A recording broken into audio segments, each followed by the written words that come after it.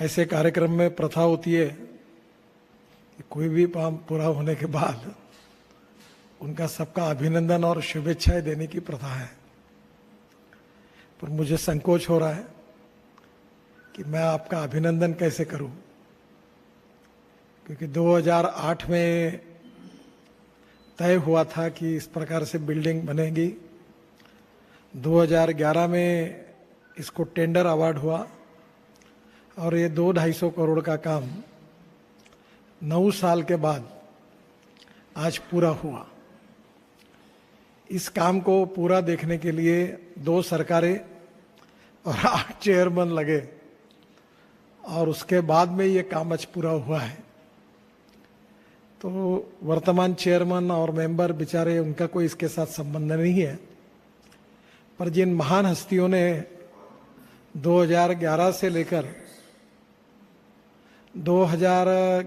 लेकर 2020 तक इस पे काम किया है, उनके संभव हुआ तो चेयरमैन साहब उन सब सीजीएम और जीएम इनके फोटो एक बार इस ऑफिस में जरूर लगा देना कि जिन्होंने 9 साल इस काम को केवल निर्णय न करने के कारण देरी की, और इसके लिए उन्होंने जो 9 साल की देरी की, कम से कम उनका इतिहास भी सामने आए। आप और हम गौरव से कहते हैं कि दिल्ली मुंबई हाईवे अब हम 2 साल में पूरा करेंगे 80,000 1 लाख करोड़ का। तो 1 लाख करोड़ के काम के लिए हमने 3 साल 3.5 साल अगर लगेंगे, और ये 200 करोड़ के काम के लिए हमने 10 साल लगाए, तो ये कहीं ना कहीं अभिनंदन करने वाली बात तो नहीं है। मैं आपके लिए तो कुछ कहूँगा नहीं, पर मुझे इस बात की शर्म आती है, इतना आपके सामने जरूर कहूँगा। आपको संभव हुआ तो ये बात कही जाएगी, क्योंकि मैंने इसके लिए 2-3-4 मीटिंगें ली थी। ये जब काम फंसा हुआ था तो मुझे भी काफ़ी जानकारी है, और अभी सरकारी पद्धति के अनुसार कॉन्ट्रैक्टर पर ब्लेम डालकर वो एनसीएलटी में गया, और एनसीएलटी में जाने के कारण ये हुआ। धीरे ऐसे करके एक रिकॉर्ड तैयार किया जाएगा। पर इसमें सबसे इम्पोर्टेंट चीज़ यही है कि जो विकृत विचार रखने वाले लोग हैं, जिन्होंने एनएचआई में निर्णय नहीं करना, और निर्णय करना तो काम करने के बजाय कॉम्प्लिकेशंस पैदा करना, तो ये भी 13 साल से 12 साल से चिपके हुए हैं। और मालूम नहीं, जो भी चेयरमैन और मेंबर आता है उसके गाइड एंड फिलोसोफर वही लोग बनते हैं जो पूरी तरह से निगेटिव है और विकृत है। उनकी ऑनेस्टी और इंटीग्रिटी के बारे में डाउट नहीं है, पर उनकी विचारधारा टोटली विषकन्या जैसी है। और ऐसे विकृत लोगों को आज भी गाइड एंड फिलोसोफर के रूप में ऊपर से लेकर नीचे तक सभी लोग क्यों यूज करते हैं, इसका मेरे मन में बड़ा आश्चर्य लगता है।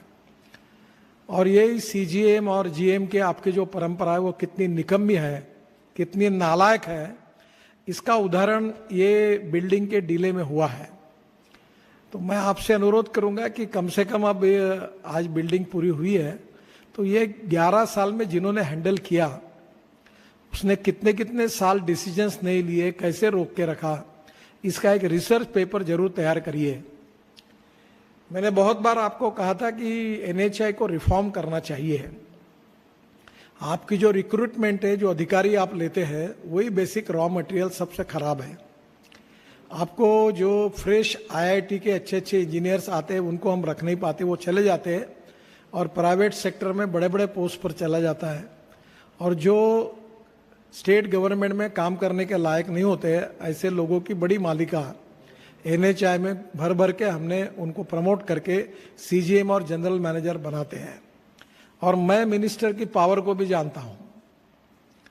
मेरा दुर्भाग्य ये है कि मेरा स्वभाव बहुत सहृदयी, संवेदनशील और लोगों का बुरा करने का नहीं है, और इसलिए जब भी मौका आता है तो मैं फिर से उसको भूल जाता हूं या मैं टाल देता हूं। पर अब मुझे लगता है कि अब इनकी धुलाई करने में कोई दूसरा पर्याय नहीं है।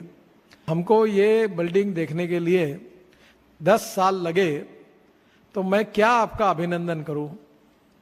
तो अभिनंदन करने के लिए भी मुझे शर्म आती है। तो ये मैं अपनी शर्म पर बात कर रहा हूं, मैं आपको तो कुछ कह नहीं सकता क्योंकि वो ठीक नहीं होगा। और अभी भी एनएचआई की इस सब डिलेज का जब तक अध्ययन नहीं होगा और अध्ययन होने के बाद जब तक इस बात का पता नहीं चलेगा कि इसमें क्या प्रॉब्लम्स है, क्या बॉटलनेक्स है, क्यों ये नहीं हुआ, इसके ऊपर अगर आप जब तक निर्णय नहीं करोगे और वही लोग बैठ के वही करेंगे, तो मुझे लगता है कि ये देश के लिए अच्छा नहीं है।